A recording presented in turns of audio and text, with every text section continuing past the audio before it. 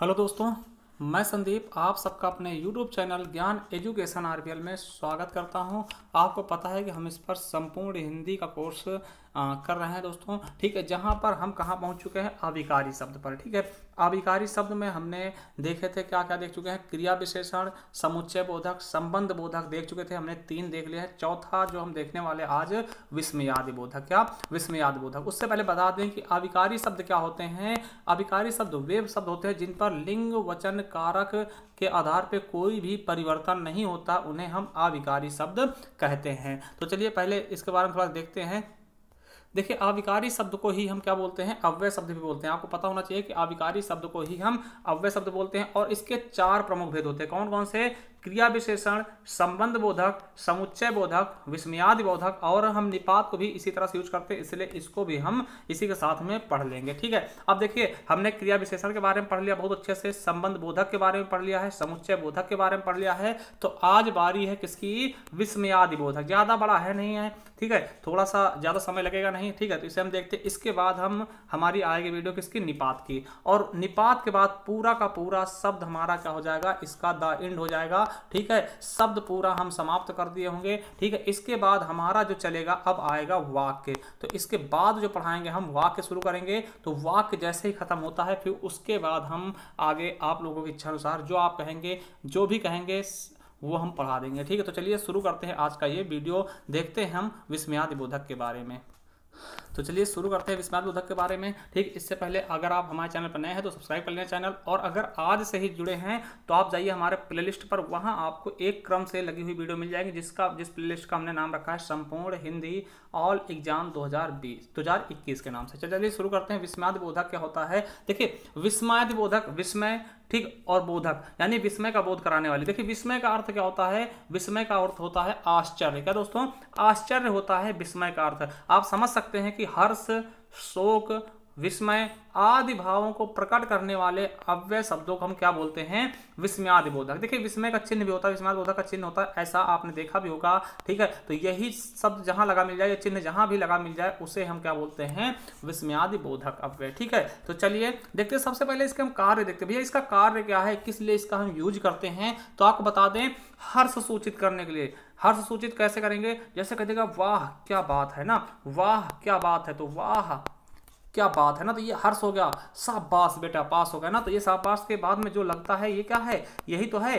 ठीक है, तो शाबाश ये क्या है? आपको हर्ष सूचित करवा रहा है ना। शोक, हाय राम कैसे होगा ना, हे राम ये तूने क्या किया ना, तो हे राम ये जो करा जाता है, ये जो लगता है आपका, तो हे राम ये क्या है? विस्मयादि बोधक यानी शोक का करवा रहा। आश्चर्य का होता है अरे कैसे हो गया ना, तो अरे कैसे होगा, तो अरे के बाद जो ये लगता है ये आश्चर्य का बोध ही तो करा रहा, अरे है ना। तिरस्कार, छी है ना, छी कितना गंदा है। फिर धीर, धुत, धीर है ना, ऐसे सेंटेंस जो होते हैं वो घृणा और तिरस्कार में सूचित किए जाते हैं। ठीक है, और देखिए स्वीकार में भी होता है जी हाँ, हाँ जी हाँ, है ना। इस तरह के स्वीकार और अनुमोदन में भी इसका प्रयोग किया जाता है, आपने सुन लिया। ठीक है, तो ये सब चीजें क्या हैं? इन्हीं प्रयोगों के लिए इसका प्रयोग किया जाता है। तो विस्मयादि बोधक के भेद अगर हम देखते हैं, अगर हम भेद की बात करते हैं, तो विस्मयादि बोधक के मुख्यतः 7 भेद होते हैं। कितने दोस्तों? 7 भेद होते हैं विस्मयादि बोधक के। तो चलिए एक एक भेद के बारे में हम देखते हैं कैसे कहाँ सेंटेंस आएंगे। देखिए, हर्ष बोधक में होता आहा। ठीक है, एक चीज याद रखना कि ये चिन्ह जरूर लगेगा। ठीक है, हर्ष बोधक में जैसे आहा हो गया, वाह वाह कितना खूबसूरत है ना, जय हो है ना, शाबाश। तो ऐसे सेंटेंस आते हैं जो हमारे हर्ष को प्रकाशित करते हैं। ठीक, हर्ष के बारे में बोध कराते हैं, तो उसे इसीलिए इसका नाम हर्ष बोधक रख दिया गया। ठीक है, शोक बोधक क्या होता है? जहां पर हमें थोड़ा शोक होता है। ठीक है, आह है ना, ऊह, हा हा है ना, हाय हाय, या फिर त्राही त्राही, ऐसे सेंटेंस आते हैं जो शोक का बोध कराते हैं, इसलिए इसको हम शोक बोधक के अंतर्गत रखते हैं। आश्चर्य में क्या होता है? वाह कैसे क्या बात है ना, है ना, कहते हैं है ना, ए ओहो क्या है ना, कहते क्या हो गया है ना, क्या हो गया। तो आश्चर्य से मुंह फैला का फैला रहता है ना, तो उसे हम क्या बोलते हैं? तो आश्चर्य बोधक। ठीक, तो ये चीज आप याद कर लेंगे कि आश्चर्य बोधक में ये आते हैं। ठीक है, वहीं अगर चौथी बात कर ले, अनुमोदन। अनुमोदन में क्या होता है? स्वीकार कर लेना, ठीक है, शाबाश है ना, अच्छा, वाह है ना, ये अनुमोदन होते हैं। ठीक, वहीं अगर तिरस्कार की बात करते हैं तो छी है ना, कहते छी, हट।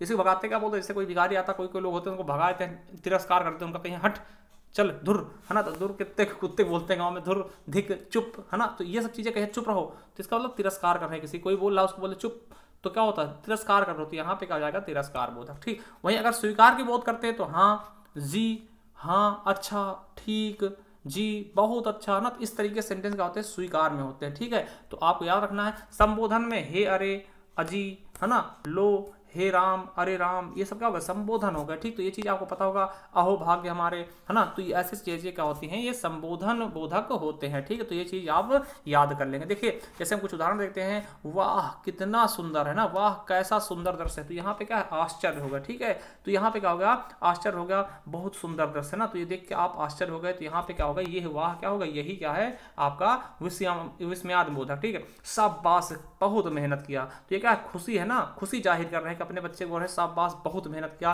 तो यहाँ देखिए जहां भी ऐसा चिन्ह मिल जाएगा वो विस्मयाद बोधक ही होगा। अरे कैसे हो गया, यहाँ पे भी आश्चर्य हो गया, हाय राम ये क्या हो रहा है, तो ये क्या होगा दोस्तों, शोक बोधक हो गया। क्या हो गया, शोक बोधक। ठीक है, तो चलिए देखिए एक बार हम फास्ट रिवीजन करेंगे, किस प्रकार से हम किसको पहचानेंगे उसके बारे में हम देखने वाले। देखिए जो हमने अव्यय के भेद देखे थे, 4 भेद, संबंध बोधक, समुच्चय बोधक, विस्मयाद बोधक, ठीक है, और आपका है एक रह गया था क्रिया विशेषण। ठीक है, क्रिया रह गया था क्रिया विशेषण। तो अब देखते हैं सबके बारे में। देखिए अब देखते हैं क्या कि ये कहाँ पे लगते हैं। देखिए जो संबंध बोधक होता है दोस्तों, वो एक ही वाक्य में 2 पदों के मध्य क्या होता है कि 2 पदों के मध्य, यानी हम कह सकते हैं एक ही वाक्य में शब्दों के मध्य, जैसे राम और सीता, तो राम और सीता को जोड़ने वाला और क्या होगा, ये संबंध बोधक होगा। ठीक है, समुच्चय बोधक क्या होता है, 2 उपवाक्यों के मध्य लगता है, यानी जैसे कहा राम आया, राम आया, देखिए एक वाक्य हो गया। ठीक है, सीता गई, ये दूसरा वाक्य हो गया, तो इसको हम जोड़ेंगे कैसे, लिखेंगे राम आया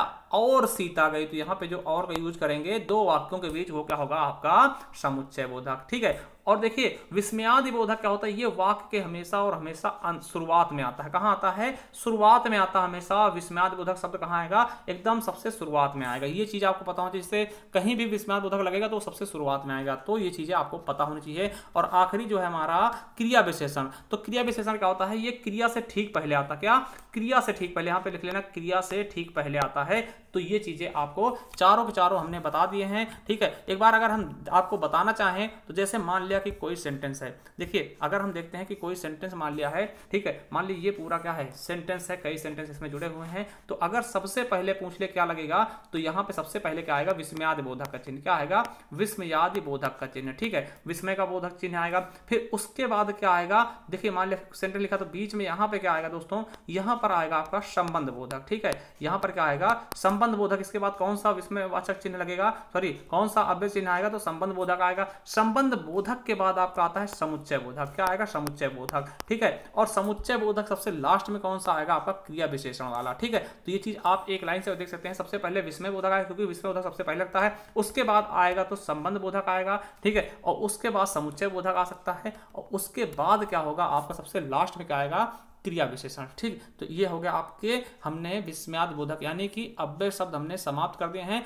अब लास्ट बचा है निपात, तो निपात के बारे में भी हम जल्द ही देख लेंगे। ठीक है, क्योंकि उसका भी ज्यादा बड़ा कोई कुछ है नहीं, और वहां से क्वेश्चन बहुत ही बार एग्जाम में पूछे गए हैं, तो हम उसको भी बहुत ही जल्द देखने वाले। तो चलिए, अगर आप नए हो चैनल को सब्सक्राइब कर लेना और बेल आइकन जरूर प्रेस करना, जिससे जो भी वीडियो है वो आपके पास आते रहें। और आप जाइए, देखिए आप हमारे प्लेलिस्ट पे जाएंगे तो इस तरीके से आपका प्लेलिस्ट खुल जाएगा, संपूर्ण Hindi new batch all exam, तो ये आपको मिल जाएगा। यहीं पर जाइएगा, एक क्रम में पूरी वीडियो लगी हुई मिल जाएंगी, जिस पर जाकर के आप अच्छे से देख सकते हैं। इसके अलावा हिंदी साहित्य की भी क्लासें कुछ मिल जाएंगी, और आपको उत्तर प्रदेश स्पेशल की भी कुछ क्लासें मिलेंगी, और करंट अफेयर की भी क्लासें मिल जाएंगी। तो चलिए, थैंक यू, धन्यवाद। अगर वीडियो पसंद आए तो कमेंट बॉक्स में कमेंट करके बताना, और वीडियो को शेयर कर दिया करिए। Thank you.